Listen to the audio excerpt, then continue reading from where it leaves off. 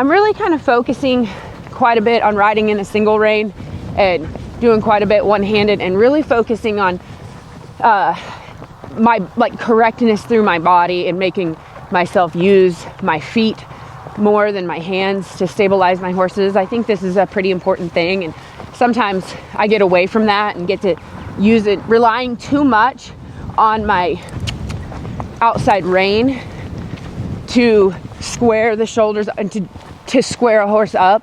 And really, we need to get them to hold themselves up and use your legs to squeeze them up into that.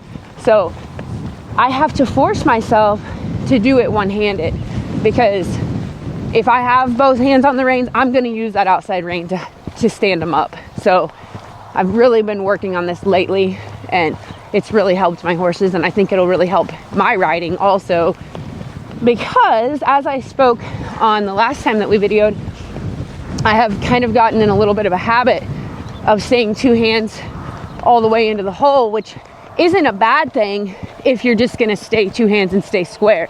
It's when you start pulling the outside rein and doing crazy things with your body that it creates drop in the front end. It creates a load on this inside front leg. So knowing that I've kind of gotten in that habit, I had to really make some adjustments and be accountable. And you can still drive a horse up into the bridle with that one hand. Like right now, I'm kind of using both legs.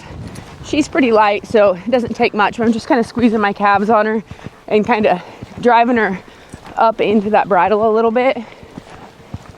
And then, when I take my feet off and relax into the saddle, she stops. So when you're not doing that, when you're not using your legs and driving your horse up into the bridle like that, then when you take your legs off and melt, you get nothing. So then you have to pull in order to get them to stop, and then they usually pull against you.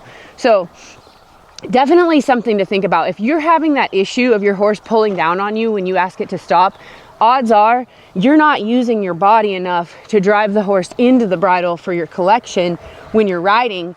So when you take your leg pressure off, you don't take your leg pressure off. You already had your leg pressure off. So it doesn't do anything. So then you have to pull to stop, and then you get that brace.